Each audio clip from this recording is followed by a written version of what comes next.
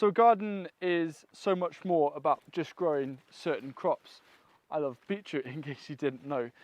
Now, when we're focusing our strategy on becoming more self-sufficient, usually some key crops like potatoes and onions and carrots are what given a lot of attention.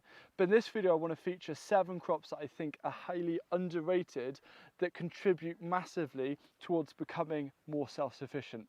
I hope you enjoy. But first I want to let you know about a really fun competition we're doing to celebrate the launch of hughesgarden.com, and it's open to both the UK and the US. There's going to be one winner each. You've got to select a series of products up to the value of $1,000 or £1,000. So your favourite Vigo garden bed, favourite cold frame mini greenhouse, favourite tool, garden supply and book. So there's a link down below in the description and any further information, but I hope you enjoy, and I'll announce a winner 2 weeks from now. Let's head over to our other site for the rest of this video. Let's start off with the first underrated crop, and I think pak choi takes that place. This is some pak choi that we've got growing here. It's been very productive this year and it grows so quickly. It's almost on the kind of same kind of growth rates as radish. You kind of blink and then suddenly it's ready. The other winning part about this is the actual texture that it gives, the crunch that it gives when you eat it raw, or if you lightly cook it in a stir fry, blast it on really hot.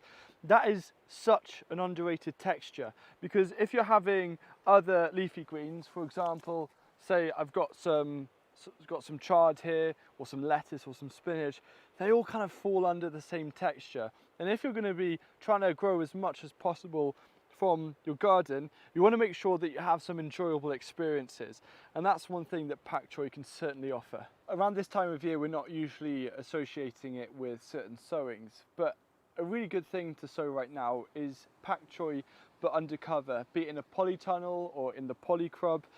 You could also double insulate it using a cold frame, for example, using a cold frame within a polytunnel and grow pak choi, because I found that it overwinters really well in an undercover growing space, and it's a beautiful green and harvest to enjoy during those dark winter days. Another underrated crop which has a bit of a love/hate relationship with various gardens, but for me I love it. It's Jerusalem artichokes, also known as sunchokes, and right now they're flowering and they look absolutely stunning, especially when the sun comes out. They just absolutely glow. This is the kind of crop that you just plant and forget. It's a tuber, and these all here have come from our main garden, and we've been growing them using the exact same initial stock of tubers for around 15 years. So the great thing about this crop is you don't actually have to worry about storage. So you let it grow all year, it will outcompete any of the weeds, and then from kind of December through to March, you just dig up, yes, dig up, I said the dig word, dig up and enjoy the roots as and when you want them. And simply to replant, you just put a nice big dollop of compost or some well broken down manure, put a tuber spaced every 30 centimeters or a foot, just under a foot deep, and it will come back every single year. Next underrated crop is beetroot, or beet. This is such a stunning vegetable, but I feel it's really underappreciated, and I think it's actually down to the way that people cook it. And recently my colleague Sam, who's written the book The Nature of Food, you might have seen, he showed me the best way to cook beetroot, and I'm never going to look back. What it consists of is turning your fan oven to around 180 degrees Celsius, just giving these a bit of a wash, but chucking them in, take off the root and the leaves, that's it. Let it cook for about an hour to an hour and a half, and then let it cool for about 20 minutes. And then all you do is you peel off the skin, and what you've got is such a beautiful, sweet, roasted root to enjoy. You can have it hot, you can have it cold, and as well, the other thing about beetroot is there's golden beetroot. So if you're not so keen on the earthy flavour of this crop, golden beetroot will completely change your life, because it's a beetroot, but it has so much more sweetness and less of that earthiness, and it can be cooked in the exact same way. The other thing about beetroot, which is also overlooked, is it's I think one of the easiest vegetables you can grow. And I've also found over time that the performance, this here is just some golden beetroot. You can see the colour, absolutely stunning.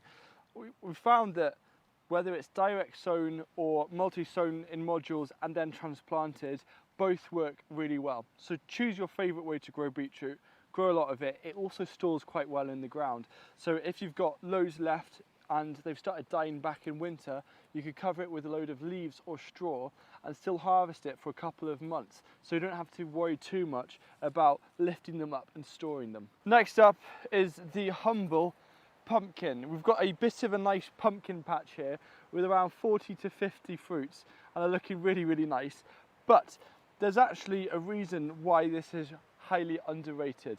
And it's because you can use it as a dual purpose. Whether you want to use it in sweet recipes or savoury recipes, a pumpkin is suitable for it. You know, pumpkin soup, pumpkin pie, very savoury, but also very sweet. Absolutely quintessential autumn foods. So the other thing that I love about pumpkin as well is if you've got a patch of land like we had here, we just needed to fill it with something. Pumpkins is perfect for that because they'll just spread over, take over. They need some space to stretch their arms.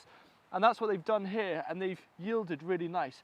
So if you do have a patch of land that just needs something growing on them, absolutely turn to pumpkins. You don't even need much compost for them. You don't need to put compost over the whole area. You just put it in the individual transplant holes for the fruit.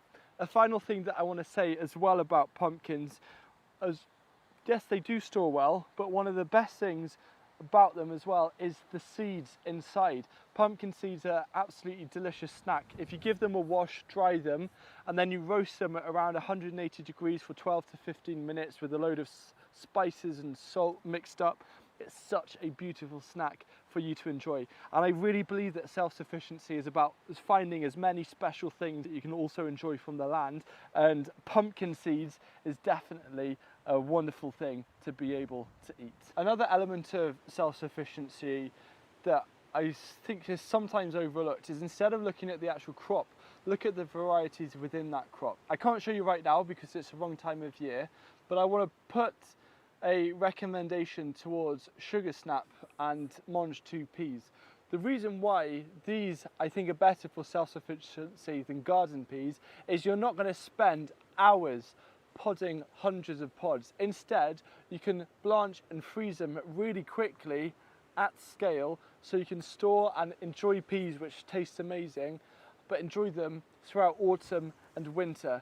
And the details on how to best store podded peas, as in the pea pods, not just the individual garden peas, will be down in the video description. I bet you weren't expecting this next one, but I'm actually going to promote mint as an underrated crop for self-sufficiency. And it comes under that umbrella of trying to find as much enjoyment and satisfaction from your garden and not settling for less. The thing that I love so much about mint is, of course, its flavour. And one of the things that isn't spoken much about in self-sufficiency is just drinks, hot drinks. And being able to come to the garden and grab a massive handful of mint and then create a tea, a fresh mint tea, is so enjoyable. I can never get bored of it, and that's something that I think we should all implement in our gardens. If you have a space where you can confine it, that's even better. Another thing you can do as well is turn mint into a mint syrup, so you can start to get a little bit more creative with it. But I really want to put across that just trying to get as much enjoyment and a diversity of flavours, but thinking about drinks as well. What other herbs could you implement, perhaps even lavender, to really help you enjoy and get the most from your journey of feeding your family from your garden? The next underrated crop is wild foods, and I bet you weren't expecting that. But I think that foraging should be a core part of self-sufficiency, because you're using what the local area to you provides in terms of wild foods. For example, these rose hips, you're working with the seasons to enjoy the harvest and the flavours that made our landscapes. And so this year I can remember having an amazing blackberry harvest. I've seen some crab apples were on the way. At the top fields at Gardeners'World we had a load of delicious parasol mushrooms. The main thing about foraging though is to understand the rules, what you should and shouldn't do, and to always make sure that you leave plenty for other beings, be it other people wanting to forage, but also for the animals. I also feel that nettles are a really important wild food to enjoy, and they're so abundant and they even grow in our gardens. Whether they should or shouldn't is another question. And I'm also thinking about wild garlic, of course, which you can domesticate and grow yourself. So if foraging is new to you, there's loads of resources out there, great YouTube channels, but really if you can, try and find a local forager and do a day course with them, because they're going to have the best knowledge. And the real thing is seeing foraging as a nice fun supplement to being in the garden. Sometimes it's really important that we go beyond our garden gate and experience what other harvests we can enjoy, even on a windy day like today.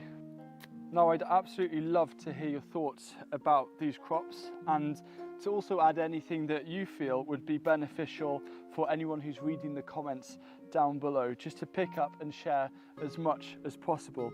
Don't forget to enter the competition, and if you haven't yet seen it, I made a video which is right here a couple of weeks ago showing a load of secret harvests that you can use to feed yourself, that more likely than not you're already growing, and that's another thing to contribute towards being self-sufficient.